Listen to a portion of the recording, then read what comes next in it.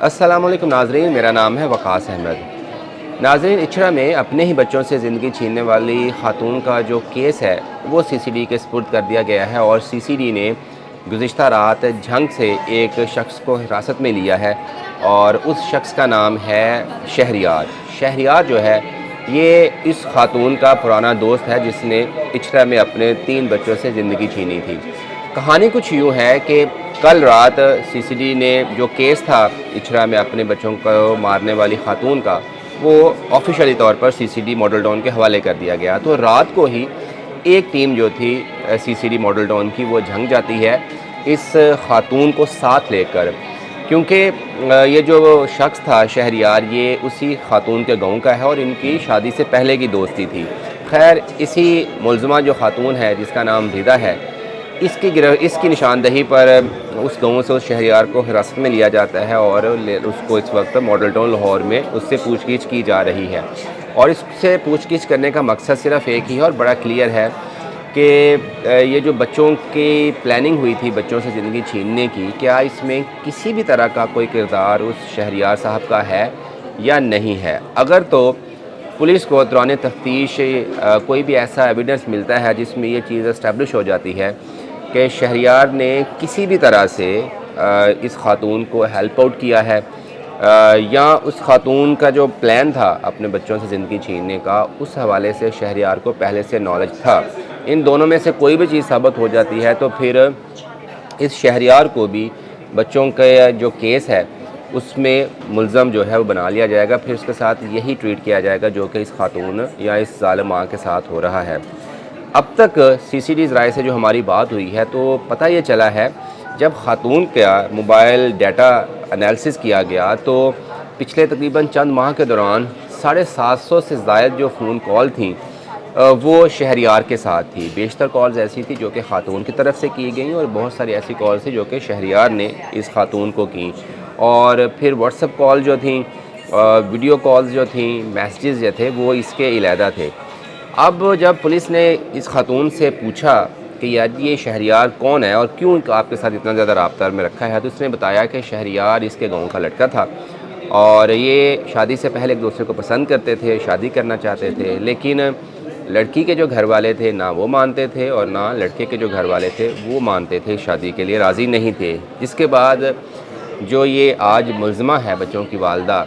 ردا، اس کی شادی ان کے اپنے کسی فیملی میں جس کا نام رمضان تھا اس کے ساتھ کر دی گئی، اور جو شہریار ہے وہ ابھی تک اس نے شادی نہیں کی تھی۔ شادی ہونے کے باوجود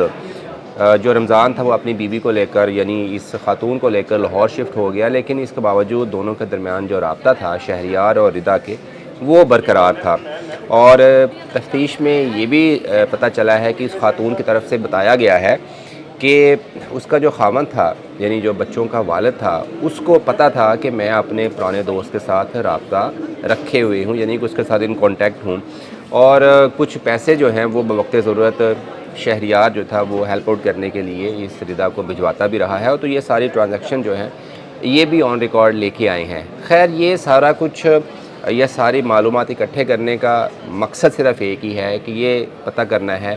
کہ کیا یہ جو شہریار ہے یہ کسی بھی طرح سے اس خاتون کے ساتھ رابطے میں ہے کہ نہیں ہے۔ اب پولیس اس پہلو پر زیادہ فوکس کیوں کر رہی ہے اور کیوں کہ جو ہے وہ سی سی ڈی کے حوالے کیا گیا ہے، کیونکہ اب تک اپیرنٹلی جو حالات جس طرف جا رہے ہیں وہ یہی نظر آ رہا ہے تفتیشی ٹیموں کو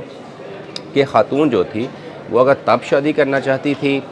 پھر یہ پچھلے 4 سال سے اس سے رابطے میں بھی تھی اور ابھی بھی اس سے شادی کرنے کے لیے راضی ہے، تو ہو سکتا ہے کہ پھر بچوں کو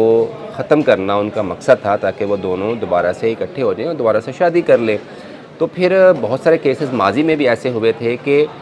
لڑکی اور لڑکے نے مل کر پلاننگ کی اور اس کے بعد پھر یہ ایک دوسرے کی جو شادی تھی وہ اس میں دوبارہ اور شادی کے بندھن میں بندھنے کی کوشش کرتے ہیں۔ تو یہ پرائمرلی اور مین آبجیکٹیو تھا اس شہریار کو جنگ سے لے کے آنے کے لیے۔ اب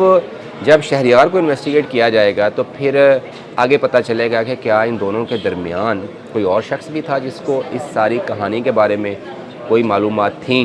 تو پھر اس کو بھی ڈیفینیٹلی پکڑا جائے گا، اس سے بھی پوچھ گچھ کی جائے گی۔ اب تک کی جو سب سے بڑی ڈیولپمنٹ تھی اس کیس میں وہ یہی تھی کہ ایک تو یہ اسٹیبلش ہو گیا کہ جو اس کا ایک لڑکا جس کو یہ لڑکی پسند کرتی تھی شادی سے پہلے بھی، وہ اس کے ساتھ ابھی بھی رابطے میں تھا، کانٹیکٹ میں بھی تھا، اور جب یہ سارا واقعہ پیش آیا ہے اس دن بھی اس خاتون رضا کے درمیان اور شہریار کے درمیان رابطہ ہوا تھا۔ تو اب یہ انالائز کیا جائے گا سارا معاملہ، سارے ایویڈنس، ساری معلومات، کہ کیا یہ شہریار کسی بھی قسم کے انوالومنٹ تو نہیں رکھتا، اور اگر انوالومنٹ ہوئے گی ڈیفینیٹلی تو پھر یہ اس کیس کا دوسرا ملزم ہو جائے گا، اور پھر ضمنی میں اس کو بھی